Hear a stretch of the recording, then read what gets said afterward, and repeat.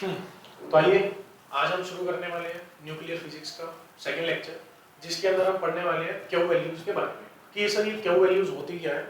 आइए देखते हैं। तो सबसे पहले हम देखेंगे यहाँ पे कि सर हम न्यूक्लियर रिएक्शंस के बारे में पढ़ रहे हैं और न्यूक्लियर रिएक्शन दो टाइप की होती है। कौन कौन सी? Nuclear fission and nuclear fusion. और आपने पिछले वीडियोस में ये जरूर देखा कि फिजन और फ्यूजन होते ही क्यों है। फिजन कब होते हैं? जब हमारा एलिमेंट लाइटर न्यूक्लियाई की तरफ हो या हैवियर न्यूक्लियाई हो। लाइटर न्यूक्लियाई तो फ्यूज हो जाएंगे आपस में। फ्यूज, अरे छोटा एलिमेंट है हाइड्रोजन, फ्यूजन कैसे कर पाएगा? हाइड्रोजन तो है ही, वो टूट के क्या बनेगा ज्यादा से ज्यादा? सबसे छोटा एलिमेंट तो वही है। तो जो लाइटर एलिमेंट्स हैं हमारे पास, वो क्या कर लेते हैं? फ्यूजन। और हैवी वाले क्या करते हैं? फिजन। वो टूट जाएंगे क्योंकि उनके पास बहुत ज्यादा न्यूट्रॉन प्रोटॉन्स पड़े हुए हैं। और वो क्या करना चाह रहे हैं? अल्टीमेटली बाइंडिंग एनर्जी पर न्यूक्लियॉन मैक्सिमाइज करना चाह रहे हैं ताकि स्टेबिलिटी बनी रहे। और बाइंडिंग एनर्जी पर न्यूक्लियॉन मैक्सिमाइज किस में होती है? सबसे ज्यादा किस में देखने को मिली थी? आयरन में। कितनी? 8.8 मेगा इलेक्ट्रॉन वोल्ट। और हम ये भी समझ चुके थे कि जो मेरा मास है वो किस में कन्वर्ट हो सकता है? एनर्जी में। और 1 एटॉमिक मास यूनिट कितनी एनर्जी में कन्वर्ट हो जाता है? 931.5 मेगा इलेक्ट्रॉन वोल्ट। क्लियर? तो अब हम देखते हैं आगे। द एनर्जी रिलीज्ड और एब्सॉर्ब, या तो एनर्जी रिलीज होगी या फिर एनर्जी एब्सॉर्ब होगी in nuclear is known as Q value. Is known as Q value. आप एक चीज को आपको जरूर समझना है, जब भी फ्यूजन होगा क्या होगा? ये मेरे पास न्यूक्लियस है, ये भी मेरे पास न्यूक्लियस है। न्यूक्लियस पे चार्ज पॉजिटिव, इस न्यूक्लियस में भी चार्ज। जब आप इसको न्यूक्लियस को पास लाओगे तो क्या इलेक्ट्रोस्टैटिक रिपल्शन नहीं होगा? होगा। तो अब इसको अगर आपस में फ्यूज करना है तो इसको इतनी काइनेटिक एनर्जी देनी पड़ेगी जो इसके इलेक्ट्रोस्टैटिक फोर्स ऑफ रिपल्शन को क्या कर दे? काउंटर। तभी आगे जुड़ेंगे, तभी एकदम पहले फ्यूज तो करना होगा ना उसको, उस लेवल को तो क्रॉस करना ही होगा। जैसे आपका सिलेक्शन और आप इसमें रिपल्शन बहुत है ना। वो जो नीट की सीट है और वो आप रिपेल हो रहे हो क्योंकि आप भी उससे दूर भागते हो कि कौन पढ़े, वो भी आपसे दूर भागती है कि कौन पढ़े। लेकिन आपको वो अगर एनर्जी गेन कर ली आपने, वो तो रुकी हुई है वहीं पे, आपने एनर्जी गेन कर ली तो जाके बचोगे, नहीं तो रिपल्शन तो तय हो ही रहा है। मतलब यहां पे सिर्फ न्यूक्लियस नहीं होगा, न्यूक्लियस की काइनेटिक एनर्जी भी साथ होगी। उस एनर्जी को भी तो मेजर करेंगे हम लोग, तो वो एनर्जी भी हमने साथ में लेनी है। करेक्ट? आइए पढ़ते हैं। What is Q value? The energy released in nuclear reaction is known as. अच्छा देखिए, अब मैं फ्यूजन के बारे में बात कर रहा हूं, ठीक है। नीचे लिखते हैं नंबर ऑफ प्रोटॉन्स, ऊपर लिखते हैं टोटल मास, ये कितना आने वाला है मास नंबर। तो देखिए हाइड्रोजन 1 और ऊपर क्या लगा लिया? 2, कुछ भी ले लिया। मान लो H है 1 2 और ये मिलके क्या बनाया इसने मेरे लिए? हीलियम। नंबर ऑफ, नीचे क्या लिखे जाते हैं? Number of protons. तो नंबर ऑफ प्रोटॉन्स कितने हो गए? 2। और ये 2 और 2 कितने हो गए? 4। और प्लस ये कुछ एनर्जी रिलीज हुई, कुछ एनर्जी। और अगर एनर्जी रिलीज हो रही है तो रिएक्शन एक्सोथर्मिक या एंडोथर्मिक? एक्सोथर्मिक, क्योंकि यहां पर एनर्जी क्या हुई है? रिलीज। इसीलिए मैं इस रिएक्शन को क्या बोल रहा हूं? एक्सोथर्मिक। अच्छा एक बात बताइए, अगर इन दोनों का मैं मास करवाऊं और इसका मास करवाऊं, सेम आएगा? नहीं, क्योंकि इन दोनों ने मिलकर कुछ एनर्जी क्या कर दी? रिलीज की। ये एनर्जी कहां से आ गई? ऑटोमेटिकली किससे कन्वर्ट हुई होगी? मास से। किससे कन्वर्ट हुई होगी? मास से। तो मान लो पहले 4 kg था, इतना तो नहीं होता, मान लेते हैं पहले कितना था? 4 kg। अब कुछ एनर्जी रिलीज हो गई, मतलब कुछ मास किस में कन्वर्ट हो चुका है? एनर्जी में। तो क्या यहाँ पे जो मास टोटल आने वाला है वो 4 kg आएगा? नहीं, कम हो जाएगा, ज्यादा हो जाएगा? कम हो जाएगा। तो मतलब 3.9 लगा लो लगभग, क्योंकि जब एनर्जी रिलीज की जाएगी तो वो मास में से की जाएगी, और मास अगर एनर्जी में कन्वर्ट हो रहा है तो ऑटोमेटिकली जो मास है मेरे पास वो क्या हो जाएगा? पहले से कम। क्लियर? अब देखिए, इनको फ्यूज होने के लिए लगभग कितना पास आना पड़ेगा, 10 टू पावर -15 तक आना पड़ेगा, क्योंकि इतना रेंज है ना न्यूक्लियर आर। अरे 1.2 फर्मी, आर नॉट की वैल्यू 1.2 फर्मी है, तो 1.2 तो कुछ इतनी वैल्यू नहीं है, लेकिन 10 टू पावर -15 वहां तक आना पड़ा इनको पास में। And very high temperature are required. एक चीज आपने याद रखनी है, energy released in is much greater than energy release in fusion. इसीलिए यूरेनियम से ज्यादा, यूरेनियम तो फ्यूजन करता है, यूरेनियम एटॉमिक बॉम्ब से ज्यादा कौन सा बॉम्ब खतरनाक है, हाइड्रोजन बॉम्ब। कौन सा बॉम्ब, देखो न्यूक्लियर बॉम्ब दोनों होते हैं, हाइड्रोजन बॉम्ब भी न्यूक्लियर बॉम्ब है और एटॉमिक बॉम्ब भी न्यूक्लियर बॉम्ब है। एटॉमिक बॉम्ब में फ्यूजन होता है, टूटता है वो यूरेनियम जैसे, क्योंकि हैवी पार्टिकल है। हाइड्रोजन वाले में क्या होता है, फ्यूजन। इसमें क्या होता है, तो फ्यूजन में ज्यादा एनर्जी रिलीज होती है, फ्यूजन में एनर्जी ज्यादा रिलीज होती है। अब देखिए यहां पे there are 5 conservative laws, there are 5 conservative laws. अच्छा सर ये अगर यूज में तो नहीं आते हैं, क्योंकि क्यू वैल्यू निकालने के हम 3 मेथड अलग से कर लेंगे, इनका भी यूज कर सकते हैं, लेकिन ये पूछ सकते हैं कि अगर भाई न्यूक्लियर फ्यूजन हो रहा है, बताना एंगुलर मोमेंटम कंजर्व रहेगा कि नहीं रहेगा, है ना, टोटल लीनियर मोमेंटम कंजर्व रहेगा कि नहीं रहेगा, काइनेटिक एनर्जी कंजर्व होगी कि नहीं होगी, पूछ सकते हैं। तो स्टेटमेंट वाले क्वेश्चंस के लिए हम एक बार इनको देख लेते हैं। तो 5 लॉज है। पहला कौन सा है, चार्ज कंजर्वेशन। चार्ज मतलब लेफ्ट हैंड साइड का चार्ज और राइट हैंड साइड का चार्ज इक्वल रहेगा। हाँ आपस में जरूर चेंज हो सकता है, जैसे ये +1 +2 मिलके क्या बना लिया इसने, प्लस और डी बनाया और इस पे कोई भी चार्ज नहीं आया। लेकिन आप लेफ्ट हैंड साइड चार्ज देखिए कितना है, +3 टोटल। यहां कितना है, क्या इक्वल है, जी हाँ, कंजर्व रहेगा। ये नहीं है सर यहाँ a+1 है तो यहाँ भी +1 रहना चाहिए, अरे टोटल की बात कर रहे हैं, है ना। जैसे मेरे घर में मान लो कि मैं हूं और मेरा दोस्त है, हम दोनों के पास टोटल 100 रुपीज है, कितने हैं, तो मेरे पास कितने होंगे, क्या पता मेरे पास 0 हो और उसके पास 100 हो, क्या पता मेरे पास 100 हो और उसके पास 0 हो, क्या पता 50-50 हो, क्या पता 90-10 हो, कुछ भी हो सकता है। देखो सबसे पहला कंजर्वेशन लॉ कौन सा है, चार्ज कंजर्वेशन। कौन सा है, चार्ज कंजर्वेशन। अगला कौन सा है, mass number conservation, not mass number. और आप लोग जानते हैं कि difference between mass and mass number, क्योंकि मास तो किलोग्राम में निकलेगा ना। अब देखिए इसका मास नंबर कितना है, 2, इसका कितना है, 6। ये नए प्रोडक्ट बन गए, ये दोनों आपस में रिएक्टेंट हुए और ये प्रोडक्ट बने। अब देखिए यहाँ टोटल मास नंबर कितना आ रहा है, यहाँ कितना आ रहा है, 8, यहाँ भी 8 आएगा।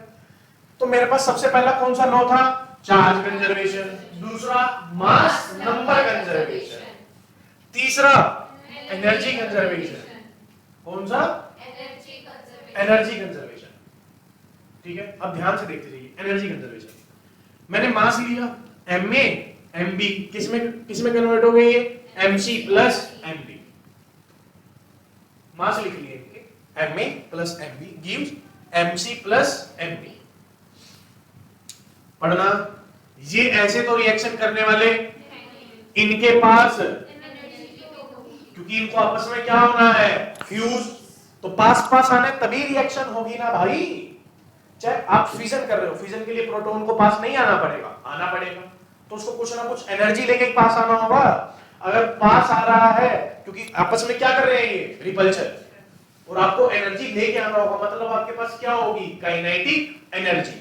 आप यहाँ रिएक्टेंट में देखिए मेरे पास 2 मासेस प्रेजेंट है, Ma और Mb, तो सिर्फ मास लिखूं कि इनकी काइनेटिक एनर्जी भी साथ में लिख लूं, लिख लेते हैं साथ में। तो आइए, तो Ma plus K, what is K, kinetic energy of the A, Mb plus Kb, Mc plus Md plus Kd। यही पढ़ो, देखो मैंने मास लिखा और इनके साथ साथ में इनकी क्या लिख ली, सबकी एनर्जी, काइनेटिक एनर्जी। अब सुनो, अब मास एनर्जी को इक्वेट कैसे करें, क्योंकि ये क्या है मेरे लिए, मास, ये क्या है मेरे लिए, एनर्जी। तो भाई मास और एनर्जी आपस में ऐड कैसे करूं मैं, यहाँ पे आके अटक गया, लेकिन मेरे को पता था कि मास और एनर्जी को भी रिलेट किया जा सकता है। कैसे करते हैं, आइए। तो मैंने क्या किया, दोनों मास इकट्ठे कर लिए, Ma प्लस Ka प्लस इधर वाली काइनेटिक एनर्जी इकट्ठी लिख ली और इधर की मास एक साथ लिख लिया। अब इधर का मास सेम लिख लिया Mc प्लस और काइनेटिक एनर्जी लिख ली Kc प्लस Kd। अब सुनो, मैंने क्या किया, इस मास को एनर्जी में कन्वर्ट करना है तो किससे मल्टीप्लिकेशन हो जाएगा, c स्क्वायर की E is equal to mc square. Mass मेरे पास है, एनर्जी की टर्म में लिखना है तो किससे मल्टीप्लाई कर दो, c स्क्वायर। किससे मल्टीप्लाई कर दिया, c स्क्वायर। तो क्या आ गई मेरे पास energy, ma plus mb c square, और इधर वाला ये mc प्लस mb था, इधर पॉजिटिव है तो इधर आके नेगेटिव, तो mc प्लस md इंटू। अब मैं इसको इक्वेट कर सकता हूं क्योंकि इस साइड क्या लिखा हुआ है, एनर्जी, और इस साइड भी क्या लिखा हुआ है, बोथ साइड क्या है मेरे लिए। अब ये इक्वेट हो सकते हैं, लेकिन एक साइड मास लिखता एक साइड एनर्जी लिखता तो इक्वेशन नहीं थी, क्योंकि बोथ साइड हमारे पास सेम आना चाहिए ना यूनिट्स, तभी इक्वेशन वैलिड होगी। अब Ma plus Mb minus Mc plus, क्योंकि c स्क्वायर कॉमन निकाल लिया, c स्क्वायर इधर क्या बचा, Kc plus Kd minus Ka plus, what is Kc plus Kd, product की kinetic energy, kinetic energy of the product, minus Ka plus Kb kinetic energy of the reactant. अच्छा, Ma plus Mb mass of reactant minus mass of product, mass of, क्योंकि mass of product कम हुआ है इसीलिए energy release हुई है, इसीलिए energy, बस ये मेरे लिए किसका काम कर जाएगा, mass of reactant minus mass of product, delta M की मास में कितना चेंज आया, mass defect into c square is equal to kinetic energy of product minus kinetic energy of reactant. या तो अगर आप डेल्टा MC स्क्वायर से निकाल लो या किससे निकाल लो, काइनेटिक एनर्जी से, दोनों ही आपको Q वैल्यू दे देगा। तो ये क्या निकल के आ रही है मेरे पास, Q वैल्यू, कि Q की वैल्यू कितनी है यार, मास में कितना चेंज हुआ। अब ये बताना कि एनर्जी कितनी निकली बाहर, अरे छोड़ो कितनी एनर्जी बाहर निकली, मास में कितना चेंज हुआ, delta M into c square, पता चल जाए कितनी निकली। सीधी सी बात है, कितनी एब्जॉर्ब हुई, अगर एब्जॉर्ब हुई है एनर्जी तो मास पहले से बढ़ जाएगा। अरे एनर्जी एब्जॉर्ब होगी, वो एनर्जी कहां गई, किस में कन्वर्ट हो गई, मास में। अगर एनर्जी एब्जॉर्ब हुई है तो मास बढ़ जाएगा, किसका ज्यादा होगा, रिएक्टेंट का या प्रोडक्ट का, प्रोडक्ट का। तो मैं क्या लिखूंगा, प्रोडक्ट माइनस रिएक्टेंट। लेकिन एनर्जी रिलीज हुई, एनर्जी तो क्या लिखा जाएगा, मास कम हो जाएगा तो क्या लिखना पड़ेगा, रिएक्टेंट माइनस, ये आपको देखना है, क्योंकि डेल्टा M पॉजिटिव आना चाहिए, मास डिफेक्ट नेगेटिव कहां से आ जाएगा, डेल्टा M तो पॉजिटिव आना चाहिए ना। अब आपको देखना है कि प्रोडक्ट माइनस रिएक्टेंट करना है या फिर रिएक्टेंट माइनस प्रोडक्ट करना है, ये आप देखिए। तो अब दे दो, देख लेते हैं। अब ये मोमेंटम कंजर्वेशन है ना, कि A B और C और D मोमेंटम क्या रहेंगे, कंजर्व रहेंगे, क्योंकि कोई एक्सटर्नल फोर्स नहीं है ना, ये सारी की सारी फोर्स कौन खेल रहा है, न्यूक्लियस अपनी तरफ से लगा रहा है, कोई एक्सटर्नल एजेंट नहीं है। अगर एक्सटर्नल एजेंट नहीं है तो मोमेंटम क्या रहने वाला है, कंजर्व, मोमेंटम चेंज नहीं होगा। हाँ, डिस्ट्रीब्यूट हो जाएगा कि एक की वेलोसिटी ज्यादा हो जाएगी, एक की कम हो जाएगी, डायरेक्शन चेंज हो जाएगी, ये होगा, लेकिन ओवरऑल मोमेंटम कंजर्व हो जाएगा। अब क्या आई मेरे पास, Q वैल्यू, कि Q वैल्यू कैसे कैलकुलेट की जाए, ठीक है, पढ़ो, नीचे मत देखा करो, जो लिखा जा रहा है उसी को देखो, नीचे लिखा और फिर आपका ना वो डिस्टर्ब हो जाएगा, माइंड आगे चलता रहेगा। पढ़ा रहा हूं आपके लिए लिखा, आप देंगे, आपको चिंता मत लो, है ना। वो देखो लालच होता है कई बार, है ना, जैसे लंगर बट रहा है ना, तो जैसे आप लाइन में लग के ले रहे हो तो इधर वाले पे ध्यान नहीं होता, अगले वाले पे, हाँ क्या, तो ये तो ले ले भाई पहले, क्या पता ये अच्छी चीज हो, डबल, ये तो ले लो, फिर अगले पे चलेंगे। Q वैल्यू क्या होती है, एनर्जी इवॉल्व्ड और during is called Q value. Q value निकालने के कितने मेथड, 3 मेथड है, देखने पड़ेंगे कि किससे निकाल सकते हो। पहला मेथड कौन सा है, हाँ, कि आप डेल्टा एम पकड़िए, उसको किससे मल्टीप्लाई कर दो, आ गई एनर्जी। पहला तो डेल्टा एम का, दूसरा हाँ काइनेटिक एनर्जी कहाँ ज्यादा है कहाँ कम है, जितना माइनस होगा वो उधर हो जाएगा। काइनेटिक एनर्जी में कितना चेंज आ गया, क्योंकि काइनेटिक एनर्जी में चेंज जो होगा वो वर्क डन के इक्वल होगा, और वर्क डन किसके इक्वल होती है, खत्म। तीसरा कौन सा है, बाइंडिंग एनर्जी मेथड, कि पहले बाइंडिंग एनर्जी कितनी थी, बाद में कितनी हुई, अरे वो जो रिलीज हुई वो रिलीज हुई होगी ना एनर्जी, तो बाइंडिंग एनर्जी पहले सर 10 थी, बाद में 15 हो गई, अब बाइंडिंग एनर्जी बढ़ गई पहले से, कैसे बढ़ी होगी, मास कम हुआ होगा वहां पे, तो उससे डेल्टा एम की तरफ भी जा सकते हैं। अगर डायरेक्ट बाइंडिंग एनर्जी दे रखी है तो डायरेक्ट बाइंडिंग एनर्जी के मेथड से भी कर सकते हैं। तीनों मेथड एक एक करके देखते हैं, और ये हमारा ये लास्ट टॉपिक है, क्या वैल्यू का। आइए सबसे पहला mass defect method, mass defect आओ एक्सोथर्मिक के लिए लिखते हैं, तो देखो एक्सोथर्मिक के लिए Ma plus Mb gives Mc plus Md, इसीलिए देखो मैंने लिखा नहीं, बिल्कुल आराम से कर रहा हूं। एक्सोथर्मिक रिएक्शन में एनर्जी एब्जॉर्ब होगी या रिलीज होने वाली है, रिलीज होने वाली है, तो मैंने क्या करा यहां पे एनर्जी को रिलीज करवा दिया, प्लस एनर्जी लिख दिया, डन पक्का। अच्छा अब बताओ मास of reactant, mass of product कौन ज्यादा होगा, रिएक्टेंट का या प्रोडक्ट का, क्यों, क्योंकि यहां एनर्जी क्या हुई है, रिलीज हुई है, इसका मतलब कहां से निकली है ये, मास से, तो यहां पे मास हो चुका है कम, किसका ज्यादा है, रिएक्टेंट का, तो क्या मैं लिख सकता हूं Ma plus Mb is greater than Mc plus Md,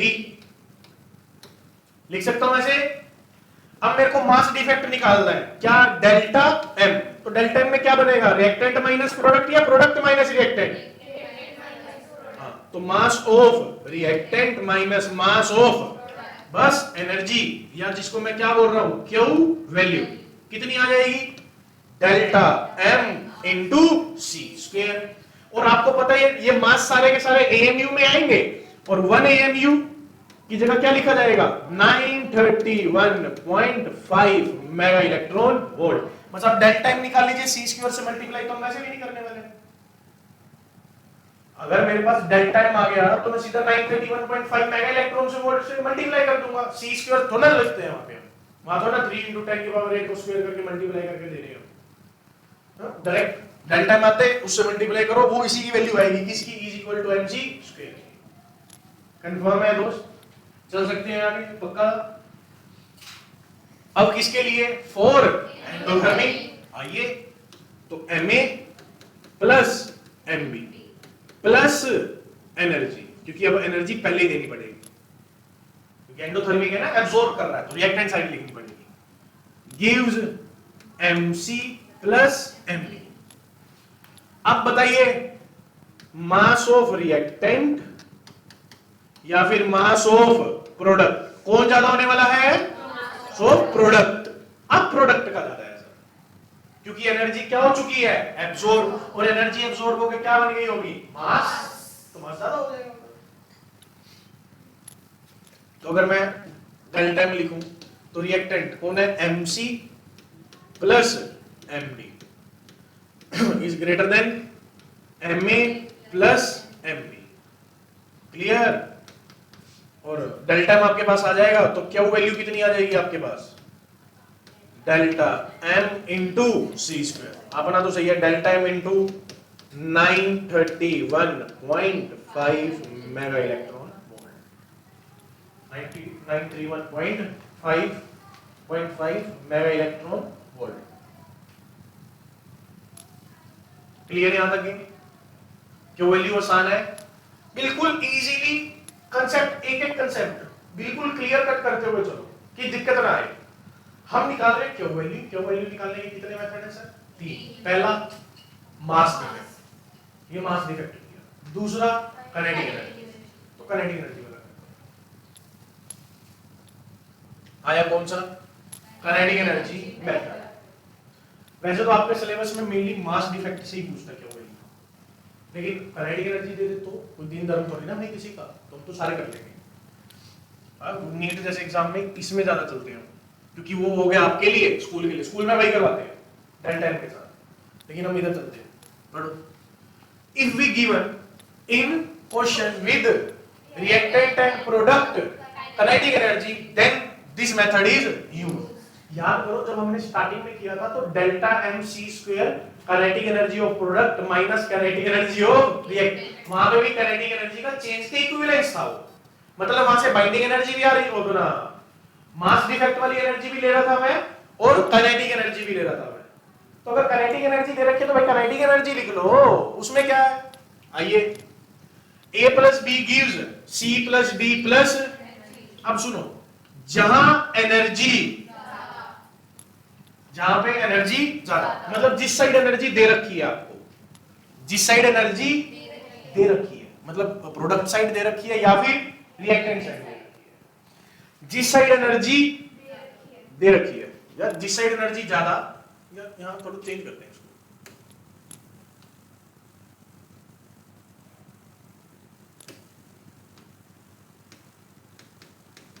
देखो ये इसलिए दे रहा हूं क्योंकि ये पढ़ के आप फटाफट इसमें अंदाजा लगा सकते हो, फिर वो दिमाग नहीं लगाना पड़ेगा, अच्छा मास ये हो गया होगा, वो हो गया होगा, फटाफट हो जाएगा।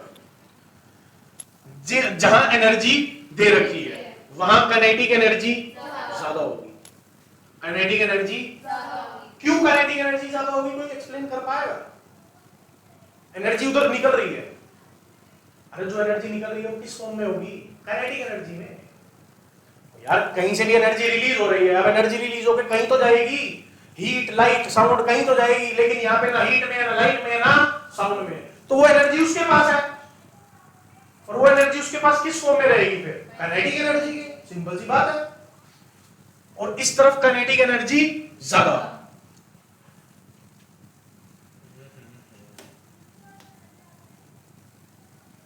तो चेंज इन काइनेटिक एनर्जी कितना आने वाला है, kinetic energy of product minus kinetic energy of, तो आपको वो दोनों तरफ देगा कि इसकी स्टार्टिंग में इतनी थी, इधर इतनी थी, और एनर्जी रिलीज होगी आखिरी में, तो जहां एनर्जी निकल रही है वहां पे काइनेटिक एनर्जी ज्यादा होगी, और जहां नहीं निकल रही वहां पे काइनेटिक एनर्जी कम होगी, तो प्रोडक्ट माइनस रिएक्टेंट। अभी क्वेश्चन अभी क्लियर हो जाएगा।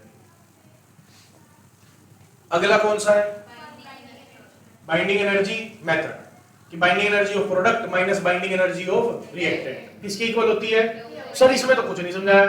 अरे बात सुनो, वो प्रोडक्ट में बन रहा है, न्यूक्लियर फिजन या फ्यूजन हो रहा है, वो क्यों बन रहा होगा, क्योंकि वहां पे बाइंडिंग एनर्जी पहले से ज्यादा हो रही होगी, पहले से, तो प्रोडक्ट में हमेशा बाइंडिंग एनर्जी ज्यादा होगी तभी वो रिएक्शन होगी, अदरवाइज रिएक्शन होने वाली नहीं है, तो इसीलिए प्रोडक्ट माइनस रिएक्टेंट सीधा। सर पीछे क्यों किया, अरे वहां तो मास देखना पड़ रहा था ना, कहां ज्यादा कहां कम, कहां से कौन कन्वर्ट हो गया, एनर्जी में देखने की जरूरत नहीं है, एनर्जी तो डायरेक्ट है, वहां पे क्योंकि मास की टर्म में था तो मास को मेरे को एनर्जी में चेंज करना था, इसलिए देखना पड़ा। सुनो, जिस साइड काइनेटिक एनर्जी ज्यादा, काइनेटिक एनर्जी की बात कर रहा हूं, kinetic energy, binding energy, mass, अब सुनो इसमें बता दो यहां पे मास कम होगा कि नहीं होगा, इस साइड मास कम होगा कि नहीं होगा, क्यों कम होगा, निकल रही है, तो आपको बस एनर्जी देखनी है कहां है, बस आपका सेट है मामला। एनर्जी इस साइड है तो इस side kinetic energy, binding energy, mass कम होगा। क्लियर, बस अब सीधा देख के हम वैल्यूज इसको देखते ही काम करना शुरू कर देंगे। बोलो, देख लीजिए इसको एक बार, ये वाला एक बार इसको बना के देखो, आपको क्लियरिटी आ जाएगी। एक बार ये बना के देखो, 4 एक्सोथर्मिक, फटाफट बनाइए।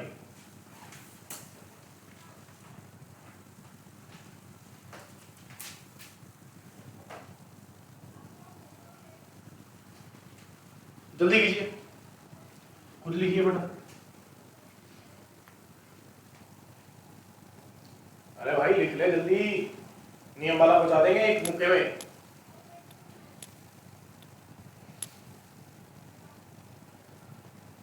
नहीं सर मैं तो पार्क तक जाना चाहती हूँ बस।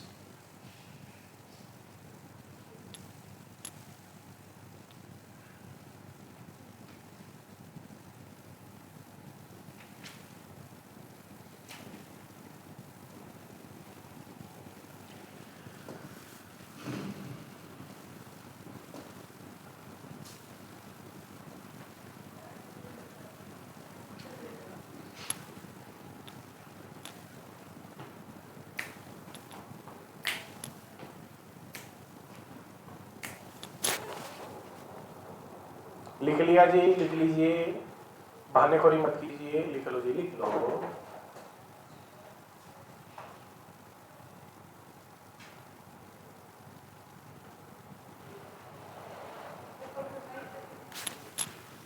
भीम की शक्ति धूम मचाए। आगे क्या है?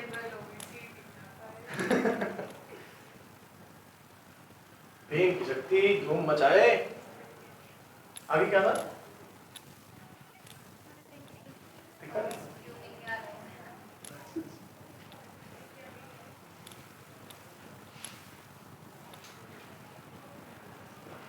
हो गया? चलो इधर आ जाओ। देखो अब हम सबको मिक्स करते हैं, मास डायरेक्ट को, काइनेटिक एनर्जी को और बाइंडिंग एनर्जी, तीनों को लिखते हैं एक्सोथर्मिक रिएक्शन के लिए। तो एक्सोथर्मिक रिएक्शन के लिए अगर मैं लिखूं, एक्सोथर्मिक में क्या होने वाली है? एनर्जी एब्जॉर्ब या रिलीज? रिलीज। तो C plus D plus energy. ठीक है जी। अब एक बात था ना, mass of A plus mass of B, reactant का मास हो गया, mass of C plus mass of B, किसका हो गया? प्रोडक्ट का। जिस साइड एनर्जी निकलती है, जिस साइड एनर्जी वहां kinetic energy, binding energy, mass, तो इसका मास क्या होने वाला है? कम, इसका ज्यादा होगा। तीनों लाइन में सेट है। आगे आ जाओ, अब काइनेटिक एनर्जी की बात कर लेते हैं। तो kinetic energy of A plus kinetic energy of B, kinetic energy of C plus kinetic energy of D। हाँ जी, जिस साइड एनर्जी निकलती है उस side kinetic energy, binding energy, mass, किसका कंपैरिजन पूछ रहा है? काइनेटिक एनर्जी का। तो इस साइड काइनेटिक एनर्जी ज्यादा है। डायरेक्ट एमसीक्यू में डालेगा पकड़ पकड़ के, क्यों वैल्यू निकालना कोई बड़ी बात नहीं है, वो डायरेक्ट हो जाता है वहां से। Delta am into C square, मैं कहता हूं डेल्टा एम निकालिए, अरे बाइंडिंग एनर्जी तो आप निकाल ही देते डेल्टा एम सी स्क्वायर से, मैं वो कहता डेल्टा एम निकालिए इनटू सी स्क्वायर, एनर्जी आ गई, वही क्या वैल्यू है। लेकिन ये भाई किसकी काइनेटिक एनर्जी ज्यादा है, किसकी कम है, ये इंपॉर्टेंट है। अब बाइंडिंग एनर्जी पे आते हैं। तो binding energy of A plus binding energy of B, binding energy of C plus binding energy of D। जिस साइड एनर्जी निकल रही है उस side kinetic energy, binding energy, mass, अब मैं किस पे बात कर रहा हूं? बाइंडिंग एनर्जी पे। तो इधर निकल रही है तो इस साइड क्या होगी? जब भी उधर एनर्जी निकल रही है तब ये हार होने वाला है। तो फिर वो एंडोथर्मिक का केस हो गया। किस साइड होती है? हाँ, ये न्यूक्लियस काम करते पहले, इन न्यूक्लियस के बाद खुद के पास कोई बाइंडिंग एनर्जी नहीं होगी पहले। हाँ जी, प्रोडक्ट की बाइंडिंग एनर्जी ज्यादा होगी। हाँ, ज्यादा तो है, तो प्रोडक्ट की तो ज्यादा है बाइंडिंग एनर्जी, एंडो में कर लेते। अरे एंडो लिख लूं पहले मैं, दिमाग पता नहीं कहां पे पहुंच गई, ये तो 1 पिछले वाले मैं लिख तो लूं एंडो में। तो आइए एंडोथर्मिक रिएक्शन लिखते हैं सबसे पहले। या तो आप होशियार हो गए या मैं स्लो हो गया हूं। अच्छा आ गई वहां आ जाएगा, आ जा भाई, नो पेज। आइए देखिए एंडोथर्मिक का चक्कर डालते हैं। आइए एंडोथर्मिक क्या? A plus B plus energy gives C plus D। तो सबसे पहले मास लिख लूं, तो mass of A plus mass of B, mass of C plus mass of, जिस तरफ एनर्जी होती है उस तरफ kinetic energy, binding energy, mass, तो इसका मास क्या आएगा? कम, तो इसका ज्यादा है। क्लियर? अब लिखते हैं काइनेटिक एनर्जी के बारे में। तो kinetic energy of A plus kinetic energy of B, kinetic energy of C plus kinetic energy of D।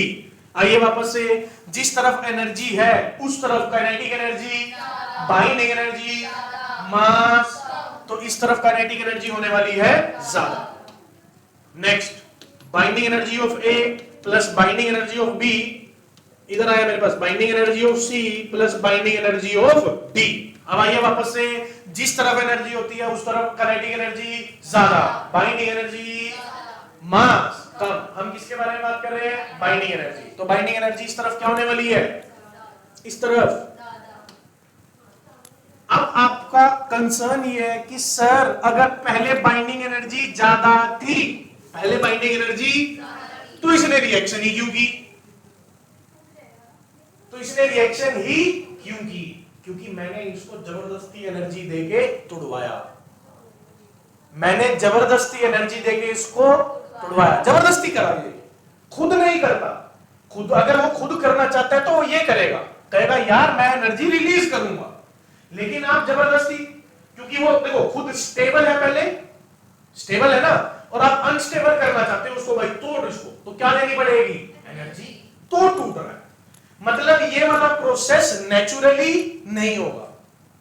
Naturally कौन सा प्रोसेस हो रहा है? मेनली ये वाला, जहां पे एनर्जी क्या होती है? रिलीज होगी।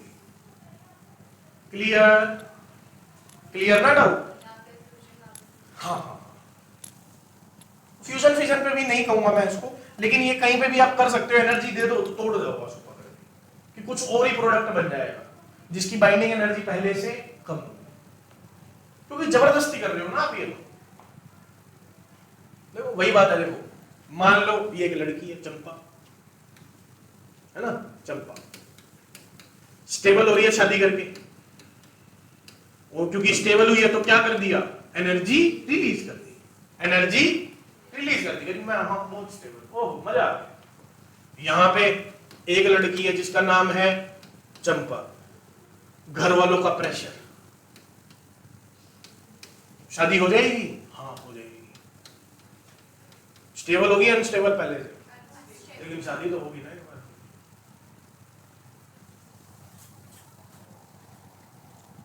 नेचर में कौन सा ये चलता है? हमारे घर में कौन सा चलता है? ये वाला।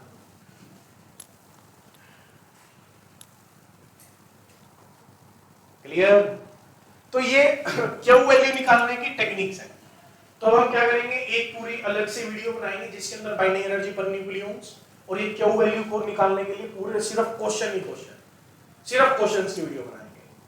ठीक है, आप इसको नोट डाउन कर लीजिए और नेक्स्ट वीडियो में हम क्वेश्चंस को देखते हैं। ठीक है, ओके, गुड नाइट, सो जाइए।